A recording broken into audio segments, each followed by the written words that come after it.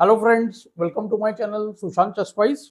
Today we are going to look at a position solving case and we will try to solve this position using the methods which we have discussed before. There are 5 steps. If we follow those steps, the solving of any position can become easy. I have discussed this many times in my lessons. I won't go into too much detailing of that. Just that I will point out 2 or 3 of them. The position is white to play and win. Do try to solve this position on your own and try to see that whether you have looked at the variations for white and black both. To begin with, what we need to know here are some hidden factors, relationships between the pieces. See, this G file is very important. The queen is attacked by this knight, that we have to know. And see, this knight is very important. It is eyeing the f8 and the f6 squares. So black king is really weak here. King safety is really bad. And very few moves come to mind, right? One is queen h4. Many people want to play queen h4 safely.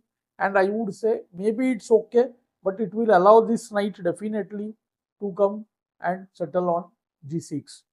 So white decided not to allow black any time, and there is nice mating pattern touches in the position. That is why I have taken them. It's an intermediate level position, not a very difficult one. By this time, I am sure you must have started your calculation in the move nf6 check, which is the most obvious one. The point to be noted is after nf6, you have to consider both the options, king f8 and g takes f6. Of course, king h8 is out of question, outright qh4 mates. So this is how one starts seeing. And now see, main line is of course king f8. If pawn takes knight, then king moves with the check to h1. King f8 again, of course, forced h7 is met by qh4. And after king f8, you should not allow the black king to become safe by bh6. So white first interpolates qd6 check, forcing the rook to take so that the king makes space on e8. And now rook bishop check, ke8, rg8, checkmate. After knight f6 check, so black decided to play king f8. It was forced. Maybe he missed this move. See, qd6 check, knight e7, obviously. And here, what would you play as white? This move is somewhat difficult. It looks like there is some pressure on white because one, see, knight is hanging, but even bigger is the threat of rook d8 trying to drive the queen away. White saw the very strong move here. See, bishop h6. It's game over. He is not allowing black any time. See, the first point is g takes h6. Then the king moves away, and see, there is no defense to two threats. One is rook g8 mate, and other is, see, knight jumping to h7. So let's say rook e8, then rook g8 mates. This knight is of course pinned.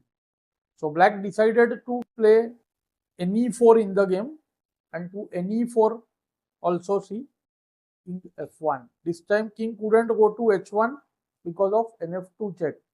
And now see, it's game over. Nothing is there. If f6 forced, if knight takes d6, of course it's very easy to understand. bg7, checkmate. So knight f6, bg7, kg8, bishop check, knight g6 blocks. And what would you do as white here? Of course, white didn't play any slow move like queen f4, which may allow this queen to come to f5. He went rook g6 check, fg, qd7, and there is absolutely no defense to mate on g7. This finishing touch was very important, which is what made me choose this position.